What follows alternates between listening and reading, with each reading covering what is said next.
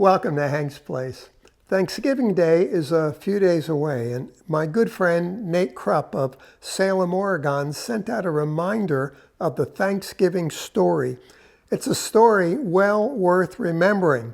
With thanks to Nate, here is that story. The Pilgrims were godly people who left the Church of England to start something that they considered more simple and more biblical. They left Plymouth, England on August 5th, 1620, on the Mayflower ship en route to an English colony in today's Virginia, in search of religious and political freedom. They were blown off course to today's Cape Cod Bay on the east coast of Massachusetts. Before disembarking on November 21st, they drew up the Mayflower Compact. This was the first time in history that free and equal men voluntarily, in writing, covenanted with God and each other to create their own civil government. Once on shore, they discovered 20 acres that were already cleared and ready for planting. Nevertheless, 45% of their number died that first winter. In March, an Indian chief, Samoset, appeared and greeted them in English.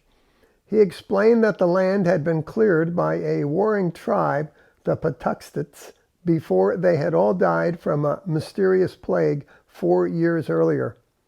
He returned a week later with Squanto, who had lived in Spain and England for 9 years, and there he had learned English and had just returned from England 6 months earlier.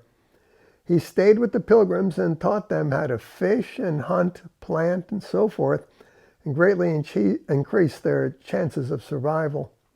Samoset and Squanto introduced the Pilgrims to Massasoit, the chief who controlled the entire area and with whom a peace treaty was arranged.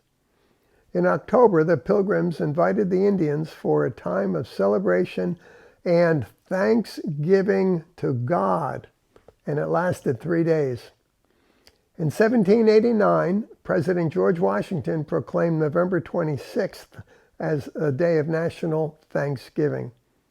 President Lincoln proclaimed the last Thursday of November 1863 as a day of thanksgiving and praise to our beneficent Father. In 1941, Congress ruled that the fourth Thursday of November would be observed as Thanksgiving Day.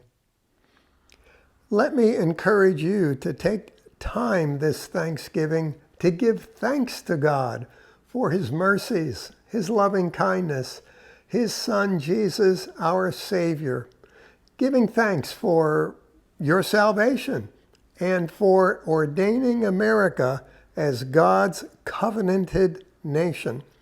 Let's thank Him for His hand still upon America.